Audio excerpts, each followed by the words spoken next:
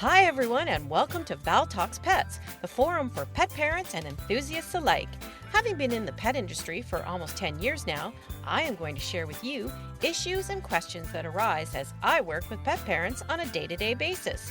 I am not a veterinarian, but I do have certifications in canine, feline, small animal, fish and herptile, and avian health and nutrition from the University of California, Davis Extension. Hello, and welcome to this episode of Val Talks Pets. Well, I have noticed that I get quite a few questions about my dog. When I have him with me, people are very curious about what kind of dog he is, and it takes only a quick statement that he almost died twice, and people want to know the whole story. His story was actually so intriguing that I was asked to write his story as an article for the Pet Value Companion magazine spring-summer issue in 2019. It was called Tundra's Story, The Fate of a Soul. It is quite a story, and so I thought I would relate excerpts from that article and fill in some of the behind-the-scenes goings-on. So this story is about sadness, happiness, intervention, both human and divine, and the fate of a soul. In the summer of 2015, 75 dogs, mostly Husky Shepherd crosses, were rounded up from Whitefish Bay First Nations in the Kenora, Ontario, Canada area and were brought to the OSPCA, Ontario Society for the Prevention of Cruelty to Animals, in Newmarket, Ontario. The story of how these dogs made it to survival is in itself quite a story. In many of the northern communities, dogs are often left to roam at will. Some have owners, many do not, and the community as a whole will often care for what is known as the community dogs. This is fine until there are too many. Without a spay-neuter program in place, the dogs multiply quite rapidly. Unfortunately, this often results in a cull of the community dogs. The cull means the population of the dogs must be purposely reduced, so they are shot to reduce the population and secure safety for the community, as these dogs often get aggressive scavenging for food. In the summer of 2015, a cull was called by the reserve in Whitefish Bay. So, before I tell you the rest of the story, I'll tell you how I found out about this amazing turn of events. Tundra, who was originally named Elijah, had come through quite an ordeal, and once we became his official owners, I was asked by the OSPCA in my area to have Tundra be the ambassador dog for the annual Walk for Life fundraiser. They asked that I bring Tundra and introduce him to people at the event and do a little speech to launch the walkers off onto the trail. So, of course, I said I would do this, and as I was at the event, one of the cruelty supervisors came up to me and said, "Is that Elijah?" I said, "Yes, it is, but he is Tundra now."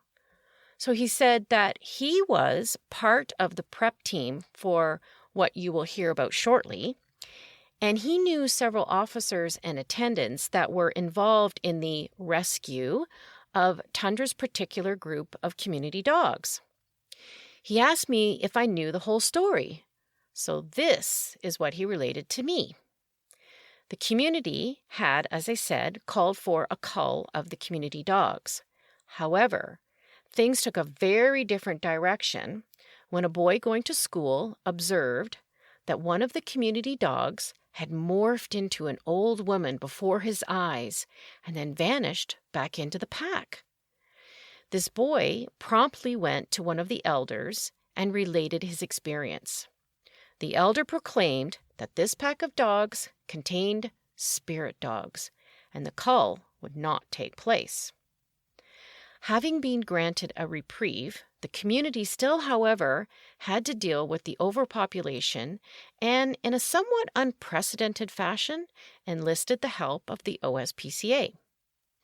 The OSPCA was quick to jump to the opportunity to help and garnered a tractor-trailer with many crates, staff, and helping hands, and headed to Kenora. They procured the use of an arena, opened all the doors, and set out mounds of food. Gradually, the word got out, and the dogs began appearing for a free meal. Over a few days, it looked like the whole pack was present, and the doors were shut. The community was given the opportunity to retrieve their dogs. Some did, most didn't, and so began the crating of 75 dogs and the journey to Newmarket. Once at the provincial shelter, the dogs were triaged, and those with medical conditions were seen to or placed on a list for veterinary care. This is where we pick up the story of Elijah. One blue-eyed boy walked on 3 legs. He had a severely swollen left paw at the joint. He was in obvious pain, but reportedly never complained, never growled, and never snapped. His medical records actually described him as being stoic. For several months, Elijah remained in the system, being seen by multiple veterinarians, but all to no avail. In the meantime, he was becoming the sweetheart of the shelter, even spending time at the front desk. Eventually, it was decided to send Elijah to a smaller shelter where he may see other professionals who might have some missed insight into his condition. He was sent to the OSPCA branch in my community. Once he arrived, he began his rounds of veterinary care, but still nothing was decided, and still he was in pain, and still he was making people fall in love with him. In order to allow him to have some human interaction, he was placed in the animal control officer's office. There he could be petted and have company. His paw was still very swollen and sore, and then his face on one side also became swollen, and it was apparent that this dog was in considerable pain. At this point, there was one more option, and that was to see a veterinarian in the area who specialized in orthopedics, and see if he had an answer. Elijah was taken to Caledon Mountain Veterinary Clinic to see Dr. John Brachkovich. Dr. John, in relating his experience with Elijah, said that he had never encountered such an amazing soul. He related that Elijah had, without a doubt, been in significant pain, but he never let on. It was decided to biopsy the bone in his paw. Once on the table, as Dr. John related, several teeth on the swollen side of Elijah's face fell out in his hand. The diagnosis finally came back from looking at the bone. Elijah had blastomycosis, and it was embedded in the bone of his paw. Blastomycosis is a fungal infection in dogs. Infection most commonly occurs after inhaling spores from contaminated soil. Dogs at greatest risk for developing clinically apparent blastomycosis are 2 to 4 years old, intact male, large breed dogs living in endemic regions. This group of dogs has a greater tendency to roam and to sniff and dig in the soil, resulting in greater exposure to the organism. Blastomycosis often presents as COPD, so the dog will have respiratory issues. Without treatment, it is fatal. For Elijah, time was running out. Elijah was soon to succumb to the disease based on the fact that it had reached his head. He was then put on some very expensive and powerful medication. He was sent back to the shelter with lots of hugs from staff who, of course, fell in love with him. Back at the shelter, fundraising had begun for Elijah's vet bills. The fundraising response was fantastic, and Elijah began to improve quite well on the medication. So it was decided he should be fostered, as there was no reason for him to languish in the shelter while being on the rounds of medication, and it would help with his spirits and recuperating to be in a home. One of the animal control officers at the time, who had spent so much time with him in the office and, of course, had fallen in love with him, quickly volunteered to be the foster. It turns out that that officer is my husband, and so Elijah found his way into our home and, of course, being who he is, into our hearts. I remember one Saturday going over to the shelter with coffee to have a quick visit with my husband while he was working. There was Elijah, lying on his bed in the office, and he came over to me with his swollen face and paw and sat for pets and kept giving me his paw to hold.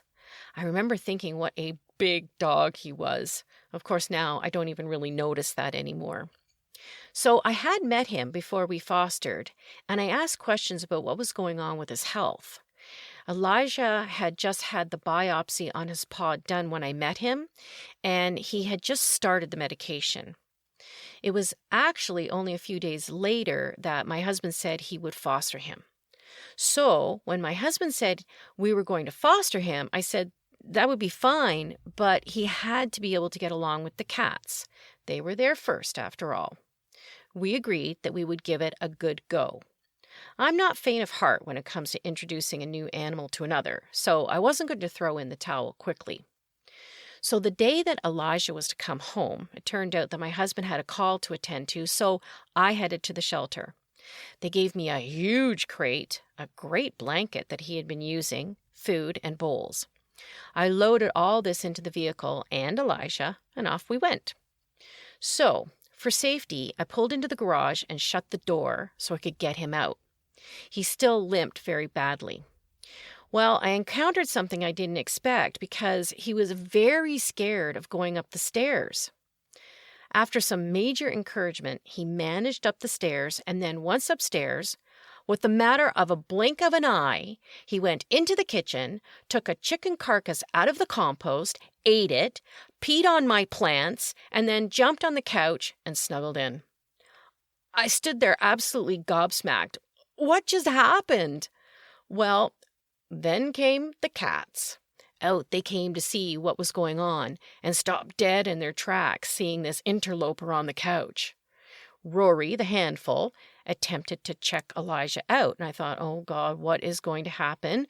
So I stayed close and talked soothingly, and guess what? Nothing. Elijah basically became a statue when the cat came around and didn't move at all.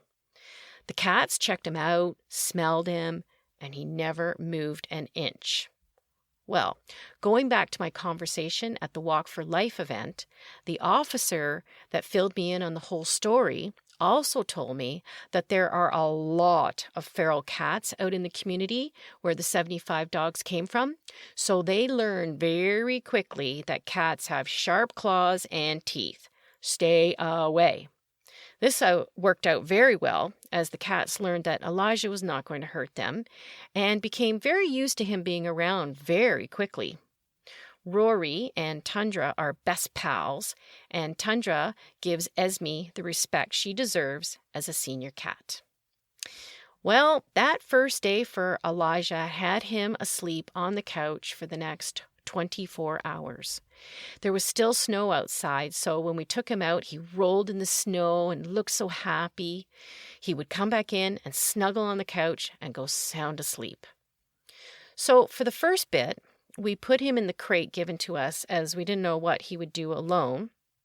And we eventually got a camera that we set up and could watch on our phones so we could keep an eye on him. As the days went on, he continued to improve and began walking on all legs. He must have wondered what weird place he was now living, because within 2 weeks of bringing him home to foster, we had a huge ice storm and we were out of power for 3.5 days.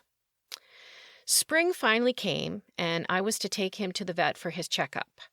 Dr. John was so pleased with his recovery and told me he would definitely take him as his if there wasn't a family lined up. I found out by that time that the deal with the shelter was foster to adopt. So once Dr. John gave Elijah the go-ahead to be released for adoption, my husband paid his fee, and so he became Tundra. But don't think that came easy either. We had so many names we tried out. I looked up all kinds of Inuit words and names, and we tried names from Lord of the Rings and Game of Thrones, you name it. We were getting frustrated a bit because nothing resonated. Elijah never resonated because although he had been called that for almost a year, he never really responded to it. One day I said, why don't we just use some wintry, snowy name like Tundra? And lo and behold, he actually twitched an ear and looked up. Maybe I had stumbled upon a name that sounded like the one he had up in Whitefish Bay. Well, that's the one that stuck, and I can tell you, he would come to know that name within 24 hours of calling him Tundra. We did have an issue with stairs for a while, and we had to teach him to go up and down. He's a pro now, of course. We also ditched the crate. He has never destroyed anything. And as I've said in another episode, he still has his very first stuffy we called George. Another thing I found out was that there was no doubt that someone had owned this dog and taught him quite a lot. I took him out onto the property up onto a trail on a horse lunge line with the intention of teaching him recall.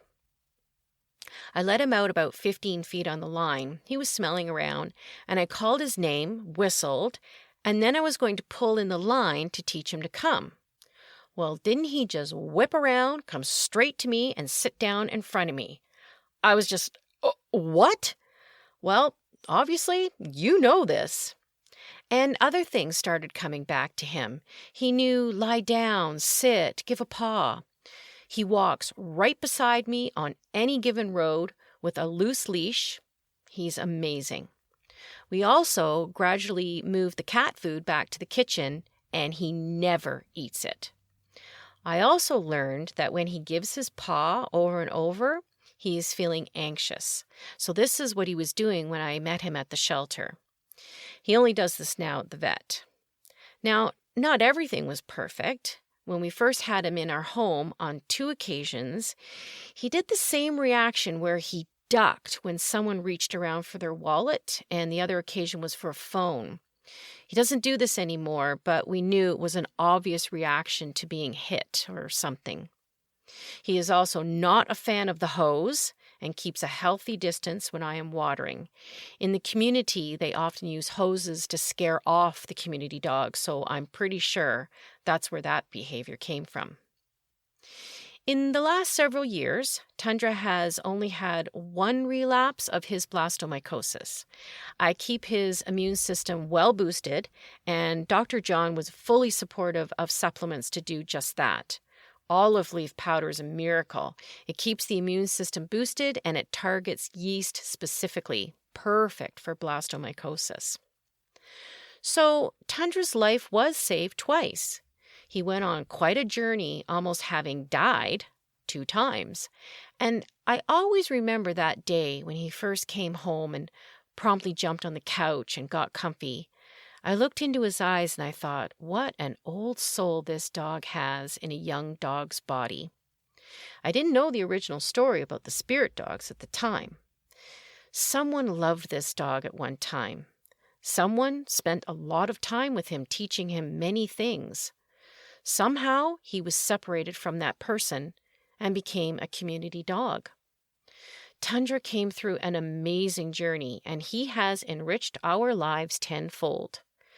Perhaps he was the one the boy saw become an old person. I wouldn't be surprised. If you are interested in a northern dog, contact United Through Animals, the IFAW, Iqaluit Humane Society, Finding Them Homes Rescue, Paws of the North Rescue, Moosonee Puppy Rescue, OSPCA Northern Dog Community Transfer, Team Dog Rescue, Northern Lights Rescue, Northern Dog Rescue, and there are more. And if you happen to get a dog like Tundra, you will never regret it. Research is the key because, as I say, knowing is caring. Thank you for listening to Val Talks Pets. Please remember to follow or subscribe to ensure that you never miss an episode. To really help the show, please stop by iTunes and rate and review each episode that you find interesting and helpful. And don't forget that you can also email me at val@valtalkspets.com with topics you would like me to address or with any questions you may have. Also, check out my website at valtalkspets.com and let me know what you think and what you would like to see. Thanks for caring!